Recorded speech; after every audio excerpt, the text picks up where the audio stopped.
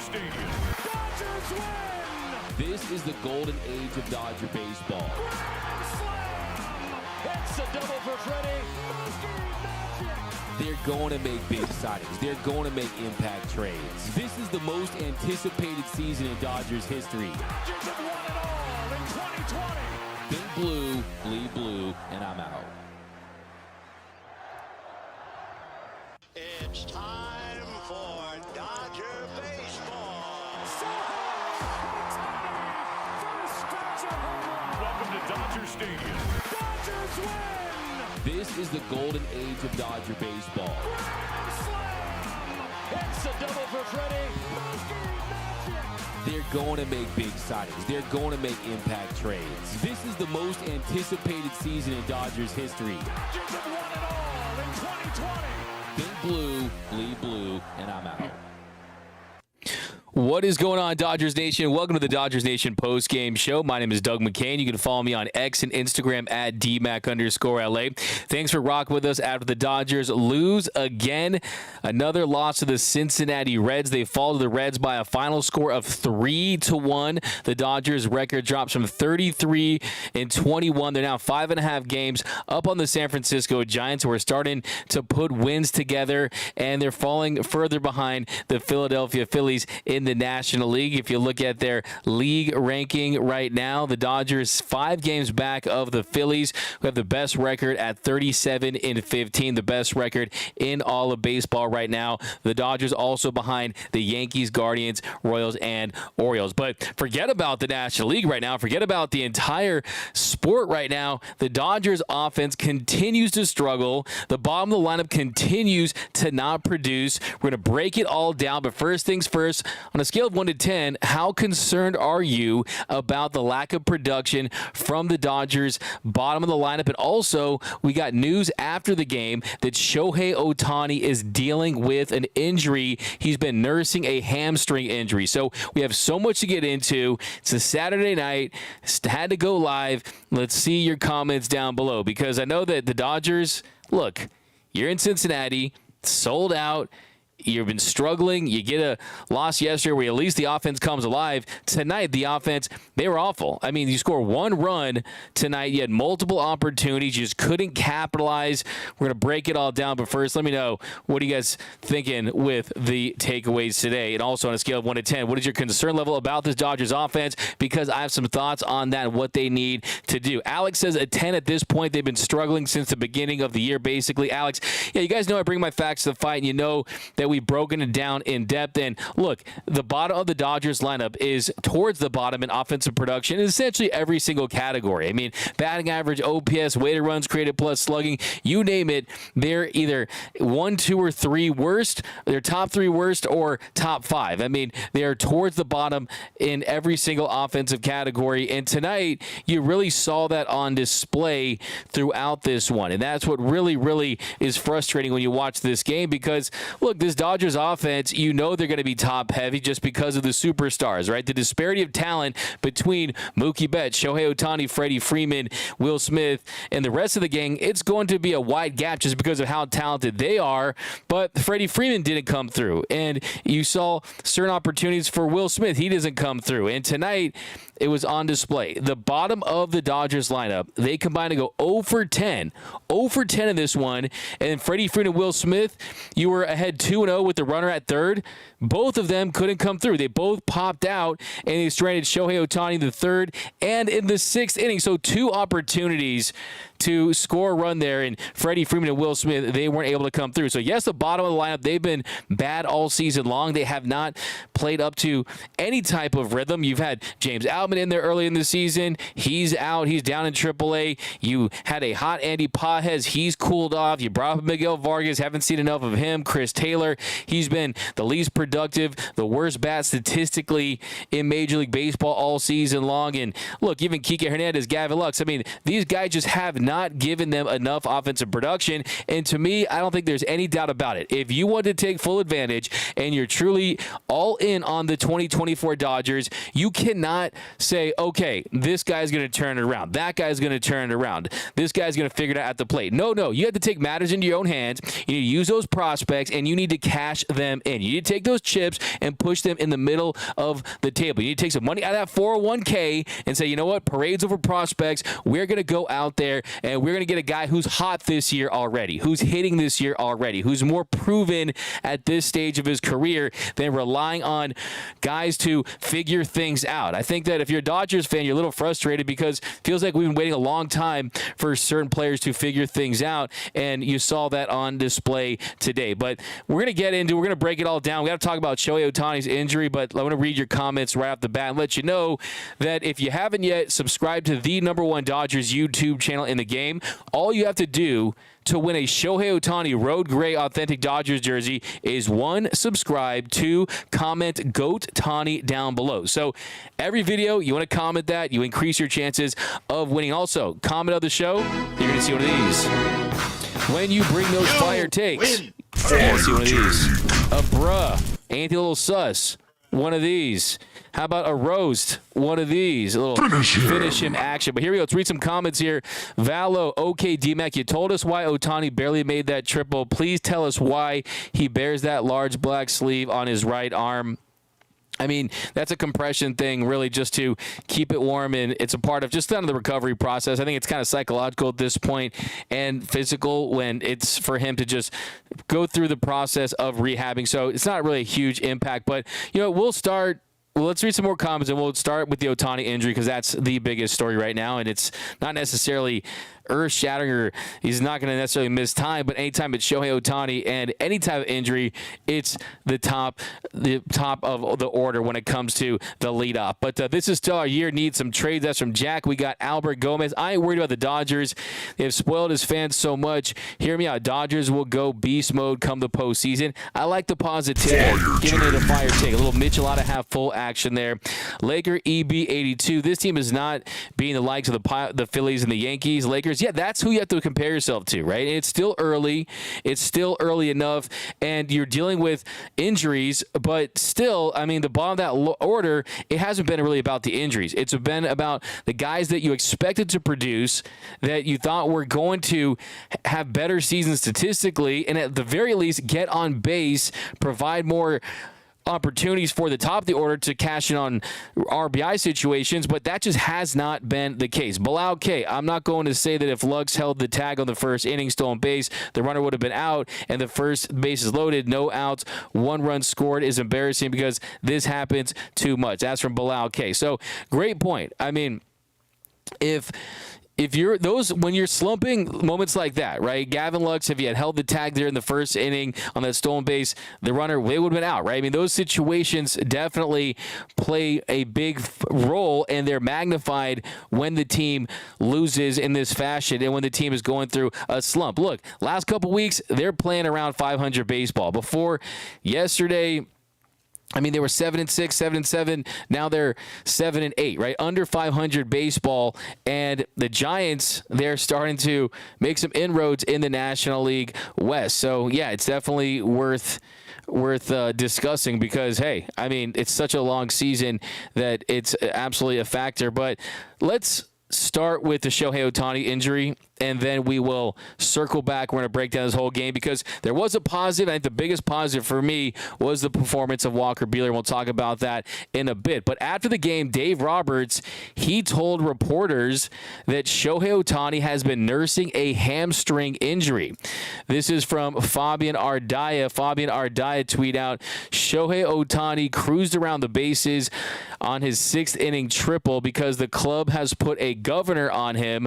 Ohtani's dealing with a right hamstring contusion after getting hit there with a pickoff throw during the last homestand, something the Dodgers are managing, Roberts said. So, yeah, if you remember, during the last homestand, that pickoff attempt in that Diamondback series, there was a play where he was grimacing a little bit. I remember saying, okay, that's not nothing because of the way he reacted to it. And his offense did go down a little bit because of it. I mean, before that triple, he ends up going and snapping an 0 for 10 skid. So you look at the triple and look at the way he rounded the bases. He did have that governor on him, so to speak, right, where he's not going full bore 10 out of 10, running like it's the Super Bowl, and he's trying to score the game-winning touchdown or anything like that. He wasn't running like that, but he still was able to get a three-bagger. But here's the play.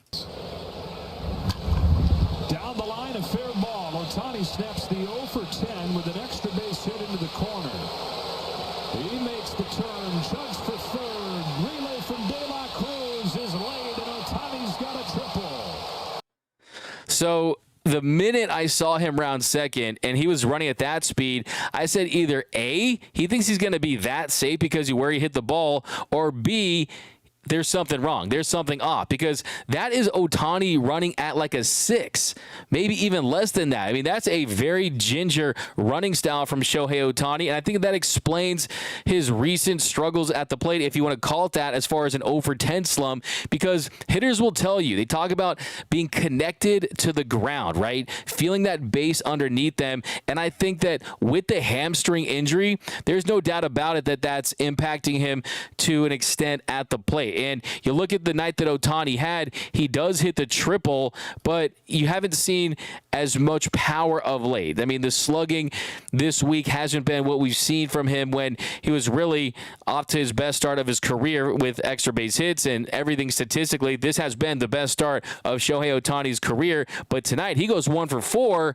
Also had 3 strikeouts. So I do think that there's something to the connectivity with the hamstring and the lower body and just syncing everything up. I think he's trying to play through it, which is commendable, but you hope that this is not something that lingers. And for me, if that there's any chance at all whatsoever that this can get any worse and lead to a possible bigger, more significant injury, I think you should shut Shohei Ohtani down immediately, allow him to get to 100%, and then you say to the other guys, hey, it's time for you to step up. You guys are getting paid millions of dollars too. You guys are all-stars too. You guys are players that are expected to produce, right? This isn't the guy that's the smartest kid in your class and then you have the group project with him and he's doing all the work on the group project and you get an A. No, you have to earn your A too. There are guys that earn their A's. Basically, it's just Mookie Betts right now. But outside of that, it's very concerning to me that he's playing through this, that the team continues to lose last couple of weeks under 500 baseball, and Mookie goes 1 for 4, Freddie Freeman goes 1 for 4, Smith goes 1 for 4. You have Teo goes 1 for 4, but the bottom of the lineup, Gavin Lux 0 for 2 with a strikeout. Jason Hayward 0 for 2 with a strikeout, ground into that double play early on. Kike Hernandez 0 for 3 with 2 strikeouts, and then Chris Taylor 0 for 3 with 1 strikeout. Look, what did I tell you at the beginning of the season when it came to the bottom of this lineup? I said that it was the meme where you had the horse and the back of the horse is drawn perfectly like an artist did it, and then the end of the horse where it's the front, it looks like a toddler did it. This is the meme that represents the Dodgers offense right now, except it's in reverse. It's in reverse where the front of the lineup, they're holding their weight for the most part, but the bottom of the order for the entire season, they just have not looked the part. They have not done enough, and I think that if you're Andrew Friedman, the process should have already begun about evaluating the types of players that you want to try to enhance this offense. So let me know down below in the comment section, do you believe in the current players on the roster at the bottom of the order to be able to step up and perform, or do you think that it's time to begin the process of looking externally to adding some pieces? You guys know how I feel. Parades over prospects.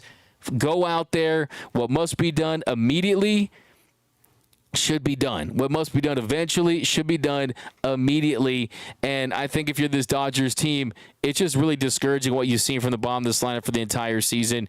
And I think that they're in a position where, look, you don't have to go and trade any of these established players necessarily, right? But I do think that yeah, we're a couple weeks away from saying this is who you have and these guys are what they are, and you can't bank on these guys who are having down years to step up and be those guys you hope they're going to be, because at some point the top of the lineup is going to wear down. The top of the lineup is not going to be able to carry this team for an entire season. But here we go. We got trade for Bo from the Blue Jays. You guys know who's been saying that the longest.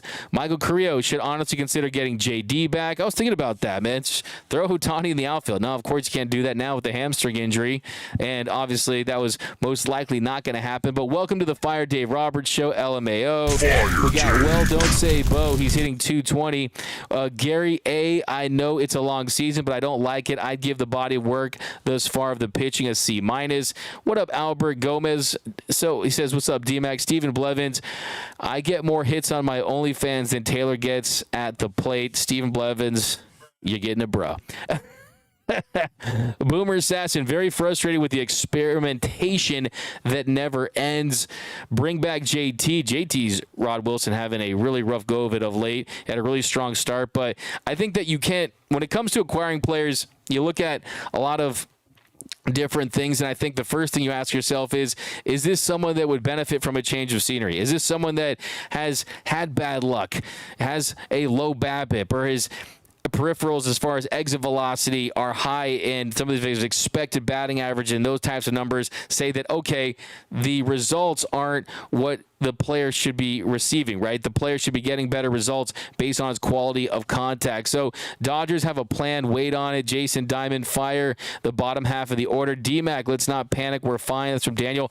My freak out meter right now, my freak out meter right now is at a 5, and that's not because I necessarily am in panic mode or pressed a panic button. It's because I trust that anytime you commit over $1.2 billion in the offseason and you sign a Shohei Ohtani and Yamamoto and you make the moves you made, there's no way that you're going to say, okay, we're in the red zone, we're at the 5-yard line, let's just punt now, right? You're not going to do that, right? You're going to go for the end zone. You're going to go out there and try to add some pieces, and I think that is what was the first part of this season was always about, evaluating what you do have to see what you need to address at the trade deadline. And I think if you want to point to past years, I mean, last season where you made some moves on the margins, you brought some guys back that were previous Dodgers, yeah, those weren't big swing moves, right?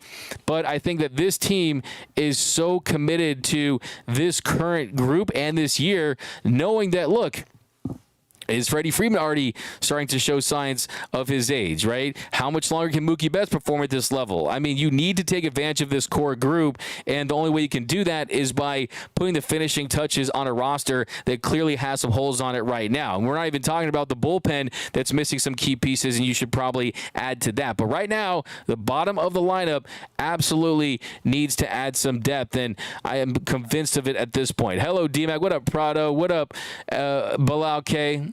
I like what I hear you saying right now, D-Mac. What a Bilal K. Always rocking with this one, man. BC says spoiled equals one World Series every 35 years. Yeah, I mean, spoiled in the exactly. I mean, look, I've talked to people within this organization. I'm talking to the owner of the Dodgers. They're not satisfied with one World Series with this group, right? They one World Series with this era of Dodger baseball, right? They want multiple World Series, and they know that the success or failure of this team is going to be solely based on not just getting to the World Series, but winning a World Series. Look, there's a world where people might look back at this era and say one World Series with Shohei Ohtani wasn't enough. What do they say about Aaron Rodgers and the Green Bay Packers, right? They always say, oh, the Packers just got one Super Bowl with Aaron Rodgers, right? So there is a world where you need multiple World Series titles to make this a successful era in the minds of fans and people in the baseball world. Me personally, give me one. Give me one, then we'll worry about the second one, okay? Give me one in a parade,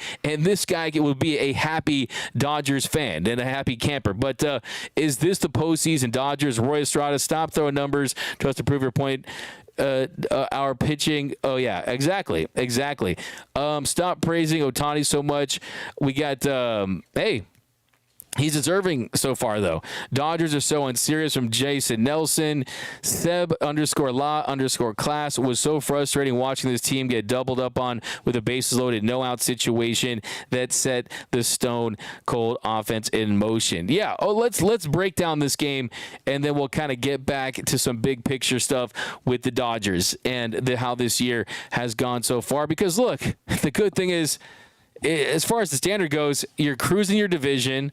You're up 5.5 games. You're 5 games back from the Phillies for the best record in baseball. This team still has all of its goals within reach. You still have the most of the season left to play, but I think we've seen a large enough sample size to at least just throw out some valid concerns. And the bottom of the lineup has just not produced. They're one of the worst statistical bottom of the lineups in all of Major League Baseball. So there's no denying that. It's not a take. That is simply a fact. But let's start there in the bottom of the first inning. Walker Buehler gives up a single to Hurtubise. Then he gets Day'Lon Cruz to ground into a double play. So really nice job right there. You give up the single to Hurtubise, and then he's behind to Day'Lon Cruz, 3-1 the count. And use that cutter to induce some soft contact, gets him to ground to the double play, because very next batter, Steer, 1-0 count. He crushes a solo home run to left, 362 feet. That gave the Reds a early 1-0 lead.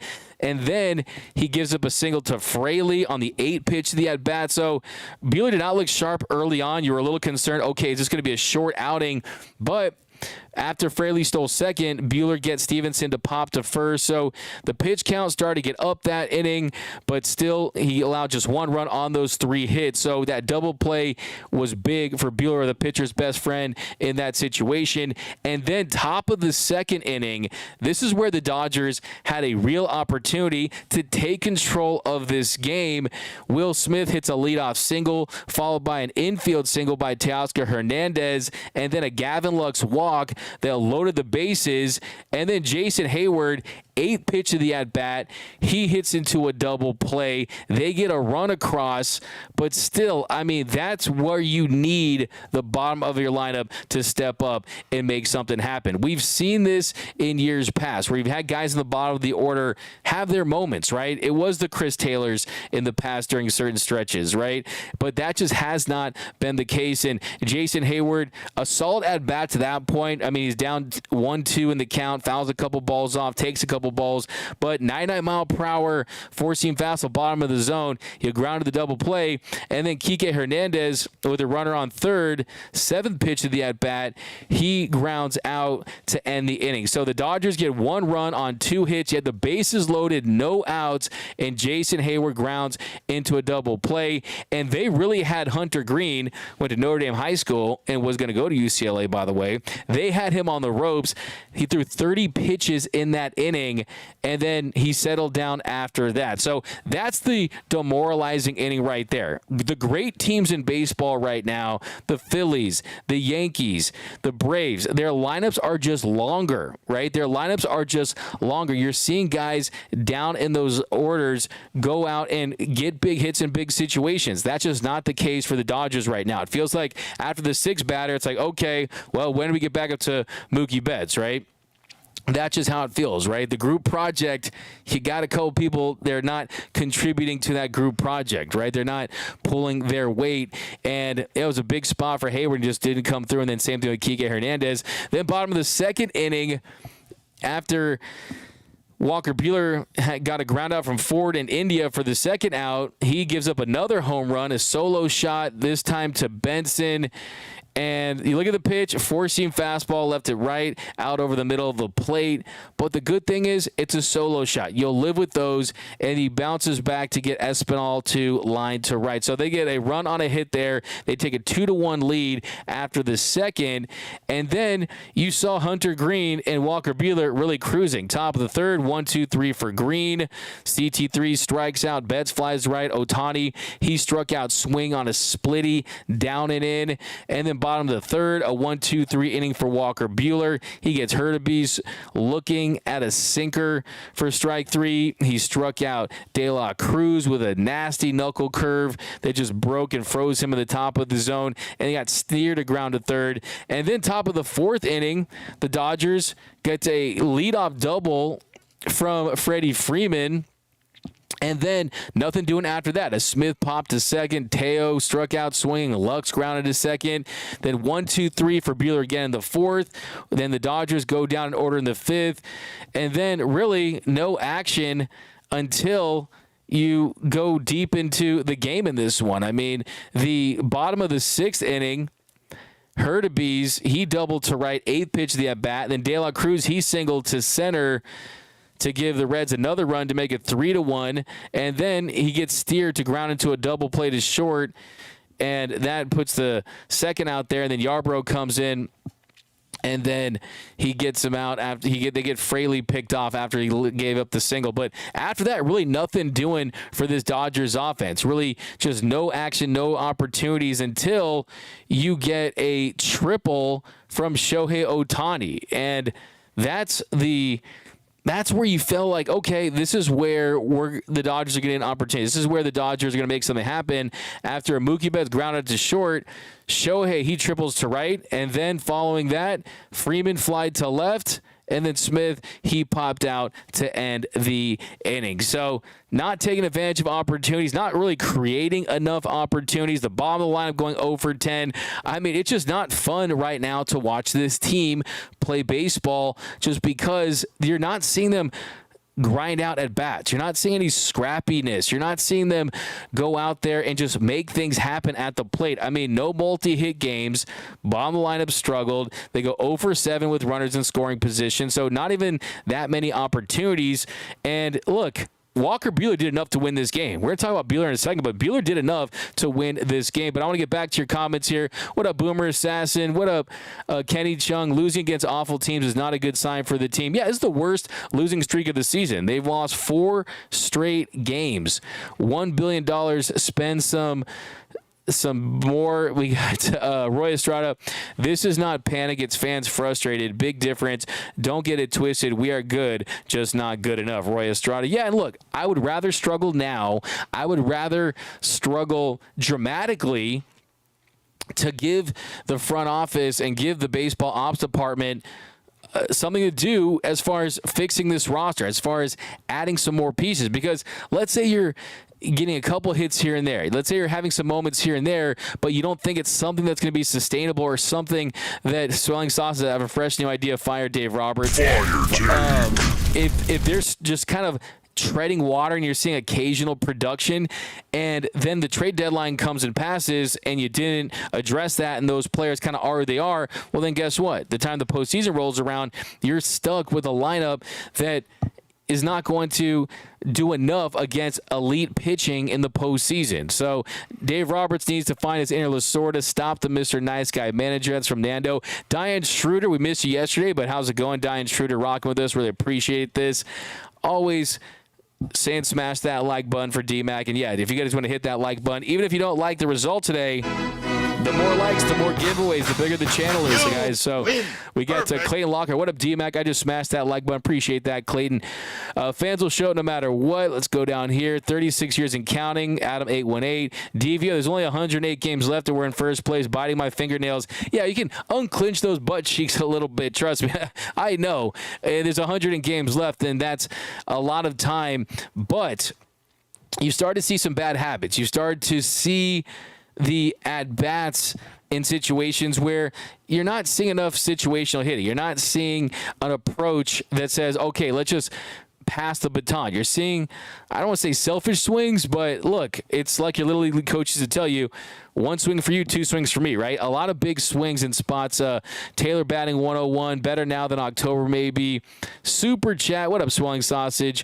Yeah, absolutely. The bases loaded double play was the dagger in the heart to the offense. Diane Schroeder, yeah, look, with this team struggling to push runs across like they have been lately, it seems dramatic to say that, but the truth is, yeah, I mean, when you miss an opportunity that early on, especially when you're on the road, it did feel like, wow, it's going to be one of those nights. It's going to be one of those games for this team. And look, before this series started, the last 13 games, Dodgers were hitting .213, 25th in on-base percentage at .281, the 5th highest strikeout rate an 83 weighted runs created plus. That's 24th in the entire sport. And you're seeing them score around 3 runs per game, 3.69 runs per game in that stretch. So, look, I mean, you look at the way this Dodgers team has played. I mean, you're averaging under 4 runs per game in your last 15 games. So you put a lot of pressure on your pitching to produce. And look, tonight, we talk a little bit about Walker Buehler because I think he deserves some love. I loved what Butane did tonight. I really did. I think what Butane did tonight really showed me again that he's going to be a dude. He's going to be, at the very least, the 3rd or 4th best pitcher for the Dodgers this season. And that's exactly what you would have hoped for him. And occasionally, if he pitches like an ace, every now and then you get vintage Buehler. If he pitches like a number 2, you'll take that. But expectations-wise, this is what you were hoping for, right? It was unrealistic to hope for him to come back and be butane, right? This is low-octane butane, right? It's not the 92 on the gas anymore. It's a hybrid, and it's like an 87, 89 hybrid, right? All the supercars today, they're all hybrids, right? I think this is an evolution of Walker Buehler. It's more of a hybrid version, and tonight I thought he did a great job of limiting damage, of battling. Even though he didn't get a ton of swing and miss, I thought he did a really, really nice job out there, giving this team a chance to win. He ends up going 5 2/3 innings, allowed 3 runs on 6 hits, had 4 strikeouts and 1 walk, a 27 called strike and whiff percentage. And tonight, I mean, you got those 2 solo shots in the first 2 innings, and he still almost goes 6 innings, and that is the recipe for success for this Dodgers team. When they go 6 innings from their starter, when they get 6 innings from their starting pitcher, that's when you see the wins start to pile up, and he was very close to doing just that. And look, all this was just with 6 swings and misses, just 6 swings and misses and 4 punch-outs, and he was still able to give them almost 6 innings of 3-run ball, and that's quality from Buehler, especially in that ballpark, especially with an offense that's supposed to score a lot more than 1 run. And yes, you got to tip your cap to Hunter Green.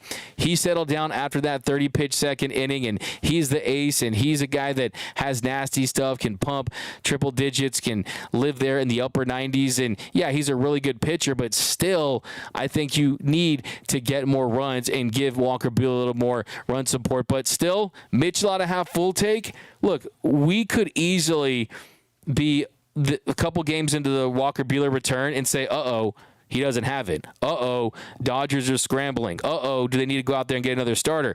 I think, yes, it's always great to have as much starting pitching as you can possibly acquire, but Buehler has proved in his last couple of starts that at the very least, the velocity is consistent. He's living right there around 94, 95, 96. We've seen some 97s tonight. Walker Buehler, he averaged 95.5 miles per hour on his 4-seam fastball. It topped out at 97.4 miles per hour, but it was the mix, right?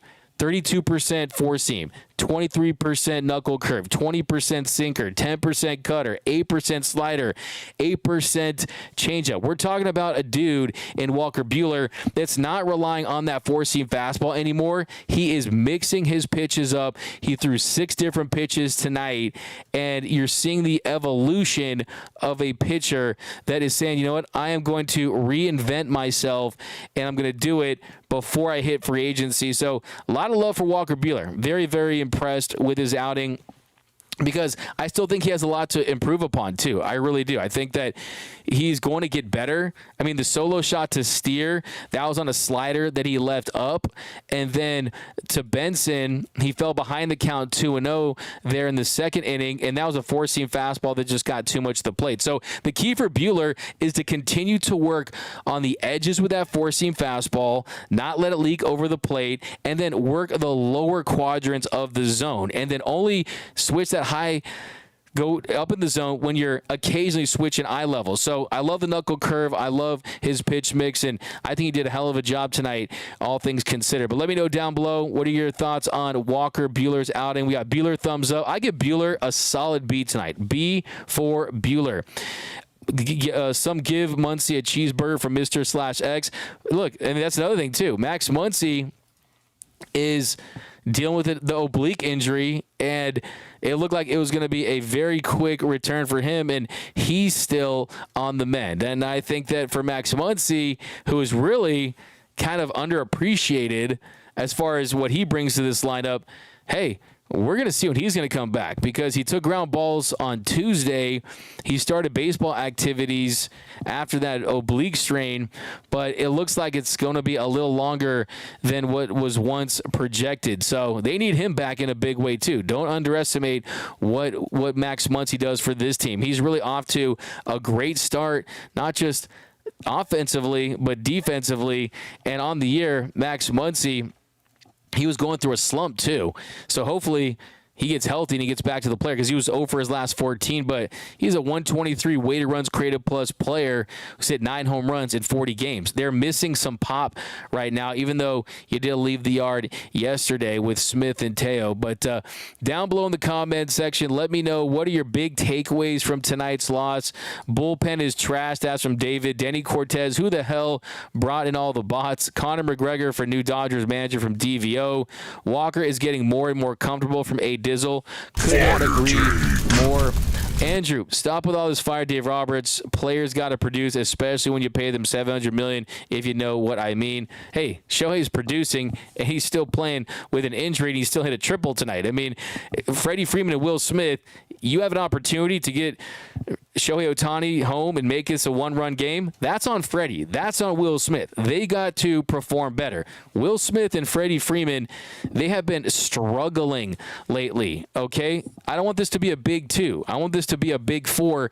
And lately, you're seeing Will Smith and you're seeing Freddie Freeman really underperforming. Look, Smith had a home run yesterday. Freddie Freeman hit a double today. So there's been signs. It's not like they're going through a Chris Taylor level slump, but if you look at the last 2 weeks as a whole, it's one of the reasons why this offense has sputtered, because last 2 weeks, Mookie, a 917 OPS, Shohei, actually 810 OPS in his last 13 games with 2 doubles, a triple, and 2 home runs. So his slugging's gone down, his OPS has gone down, but Freddie Freeman hitting 235 with a 751 OPS in his last 14 games. Will Smith hitting 222 with a 736 OPS in his last 13 games.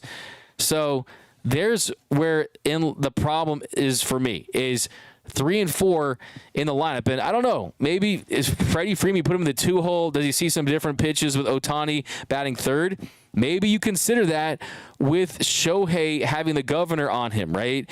With Shohei not being unleashed to be as dynamic on the base pass. If you're not going to run him as much, and he was on pace for a career-high 41 stolen bases before this injury, maybe you consider a little tiny lineup shakeup with Ohtani not really being as aggressive and as eager of a base runner. So something I'd consider, because I don't care what you do, this team needs some change for the sake of change, just to mix some things up, because now I think you're officially in a funk. When Cincinnati, one of the worst teams in the National League heading into this series, and they win their first series in a while, and they take the first 2, I think that you change some things up if you're the Dodgers, because it's looking stale right now for this offense. I mean, it's looking like we got the D-Mac. Why isn't Vargas getting any play? He has more upside and trade value than CT3 and Kike. Vargas should not have been called up and kept Muncy's seat warm. That's from Blue Soldier. I agree. Look, you gotta know how I feel about Miguel Vargas. And look, you saw the double he hit earlier in the week.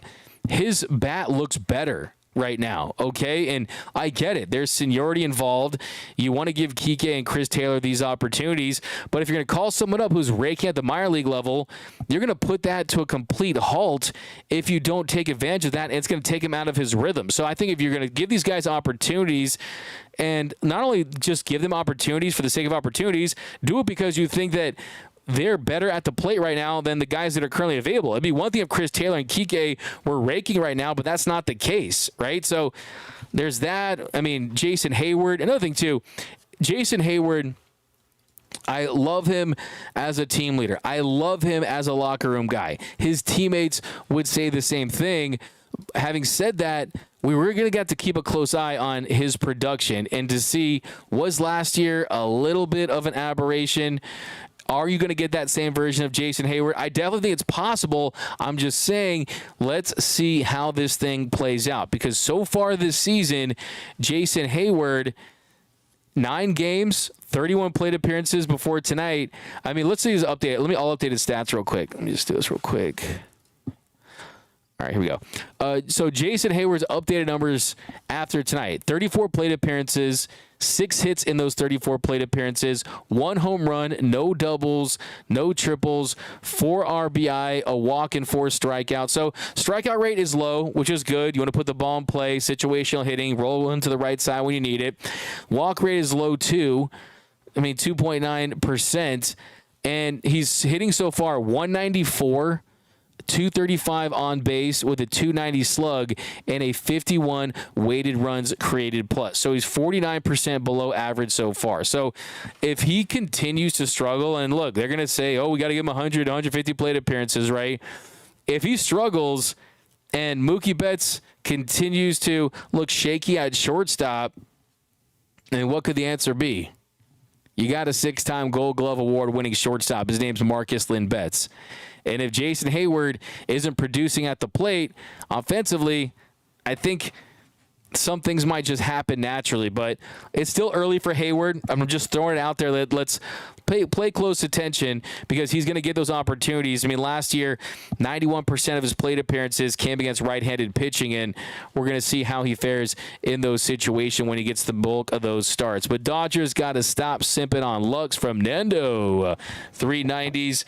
David Sabatini, D-Mac spitting out stats like most baseball players spit out sunflower seeds. Let me ask you guys that. What is everyone's sunflower seed plan? I mean, are you the type that kind of bites one, pops it, eats the seed, spits it out?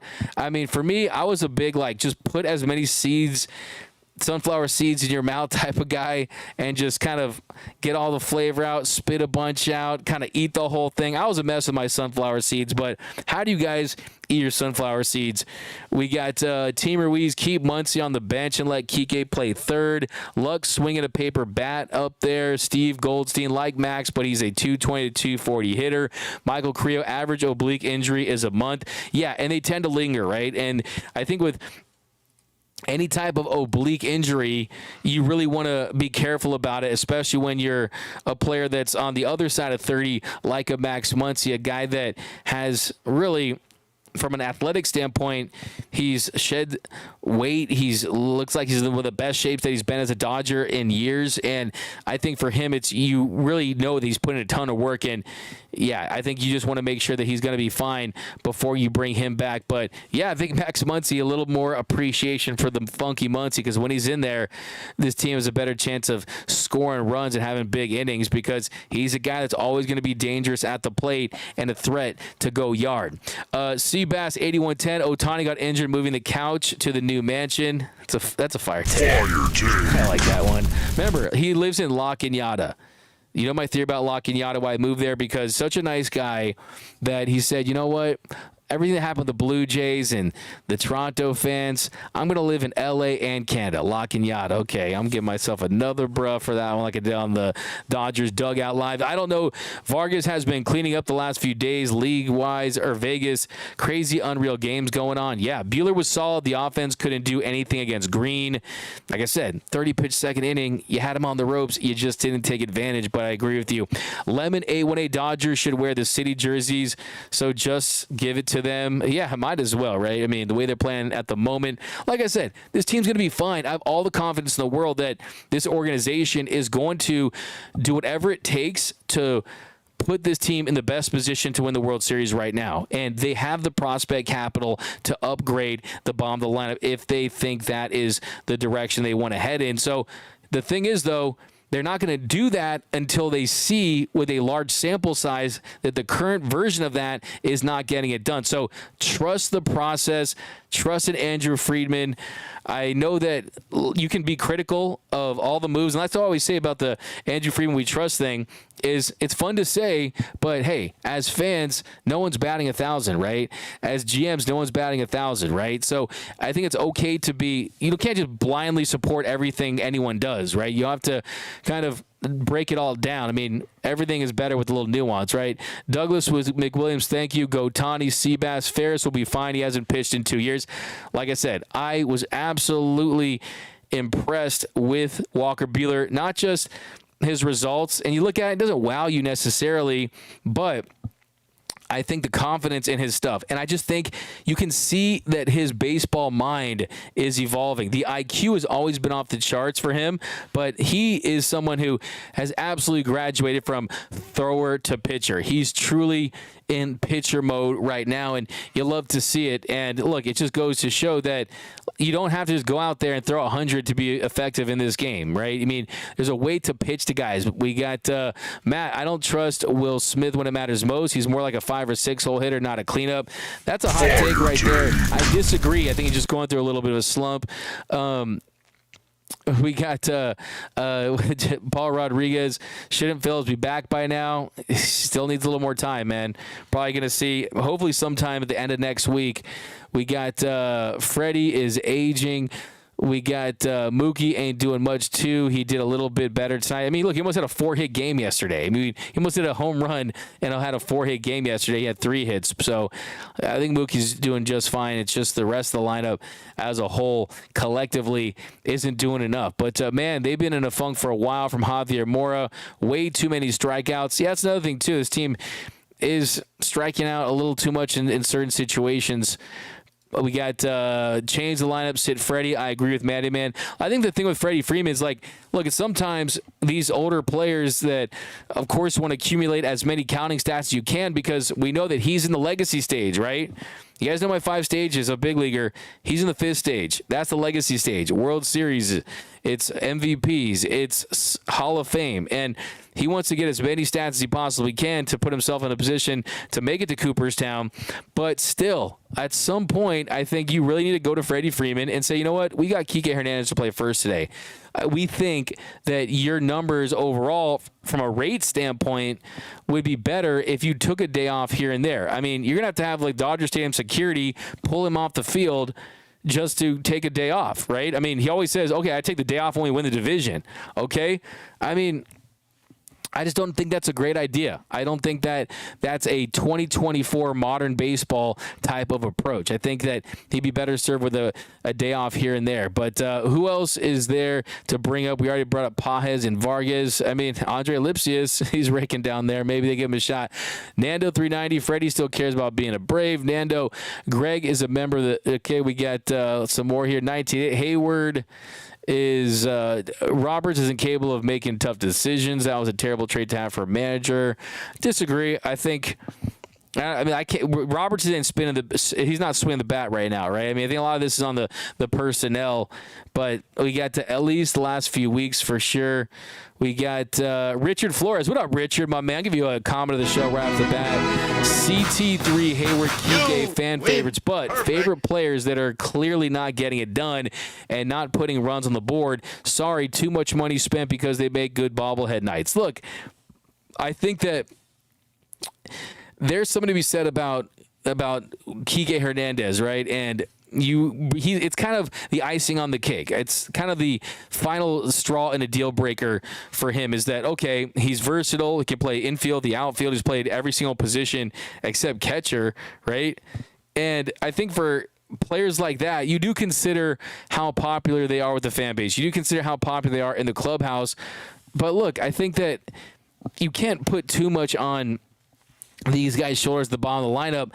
They're going out there, they're doing the best they can. It just makes you wonder, are there better options available, and are these guys suited for everyday type of at-bats? You know, I think some of those guys, it kind of makes you wonder, especially in this lineup as far as overall talent. I think overall talent, I think that you kind of want an everyday outfielder that you don't have to worry about plugging into different spots, right? I mean, guys we talked about, we talked about Randy Rosarena, Connor Joe, and guys like Tyler O'Neill. I mean, pieces that, Lane Thomas is another name. I mean, pieces that really would solidify a possible lineup that you're not worried about mixing and matching guys, and certain guys who are just their skill set and their talent level at this stage of the career is being more of a versatile bench player. But here we go, guys. Couple more, and these are your strategies was a long show. I didn't realize it. One seed at a time, says Jack Easy. Diane says, I don't eat sunflower seeds. Yeah, a mouthful always from David Sabatini. I prefer shellless sunflower seeds from Professor. I would much rather have Rojas at short and Mookie back at right. I like Kike at third. Yeah, defense-wise, he's phenomenal still. Shellless is king. That's from Rebecca Michelle. Adam A18 says, I haven't ate sunflower seeds since Little League till my mouth was sore from David. Mouthful of seeds, mouthful of seeds. Okay, guys, take the sunflower seeds away. Greg, go back to BC. I prefer the almonds or pistachios or something other than sunflower seeds. One pistachio at a time. We got Richard. Does that means all of your CT3 bobbleheads are now listed on eBay? Man, the bobbleheads for this year are really expensive. I mean, on the aftermarket. I mean, the Freddie one, the Mookie one, the Will Smith and Bruce-Star one, all fetching over $50. But you get 3 bros for that one, D-Mac. You guys are crazy. The family show, okay? But that's going to do for this episode of Dodgers Dugout Live. My name is Doug McKain. You can follow me on X and Instagram at DMAC_LA. If you haven't yet, be sure to subscribe to the #1 Dodgers YouTube channel. Hit that subscribe button. Hit that notification bell. Hit that like button. Have a happy Memorial Day. Remember, nothing brings us together quite like Dodger baseball. And think blue